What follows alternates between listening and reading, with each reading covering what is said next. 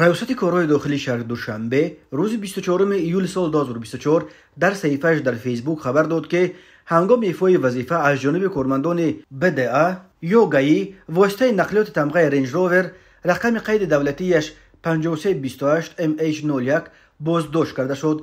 در نتیجه سنجش معین گردیده است که واسطه نقلیات به شهروند بازار و حبیبه تعلق داشته. او دیده و دانسته اداره واسطه نقلیات را به شهروند برکت سلیم واگذار کرده است و آن هم در حالی که هر دو در حالت مستی قرار داشتند. وابسته به حالت مذکور نسبت نامبردگان طبق طلبات ماده 332 کودکس حقوق ویرانکنی مأموری جمهوری تاجیکستان پروتکل مأموری ترتیب داده شده نسبت به بازار و حبیبه جریمه مأموری به اندازه 300 نشان دهنده برای صبح برابر به 21600 سومونی یا قریب $2000 تعیین گردیده.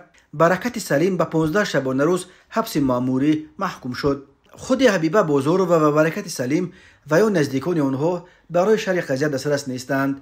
در حالت مستی اداره نمودن واسطه نقلیات دغل‌ترین قاعده ویرانکنی به شمار می رود. چون این راننده دیده و دانسته جان خود و دیگران را زیر خطر می گذارد. تاکید شده است در اطلاعیه ملیت پایتخت تاجیکستان درباره حبیبه بازار و بجز اینکه در وقتش دانشگاه فدرالی شرق دو را در شهر ولادیوستوک روسیه ختم کرده است، معلومات دیگری به دست نآمد. اما نام برکت سلیم سال 2019 بر روی خط سیاه وزارت کارهای داخله در بین رانندگانی که جریمه های برنامه شهرک بی خطر را پرداخت نکردند افتاده بود. وزارت کارهای داخله آن وقت خبر داد که ساکن کوچه نیامت قره‌بایف برکت سلیم با ماشین تمغه تویوتا کرولا رقم‌های قید دولتیش 5533 AH01 کم از 6 مرتبه برای ویران کردن قاعده‌های حرکت در راه به دوربین شهر بی خطر افتاده ولی جریمه هایش را نسپرده است.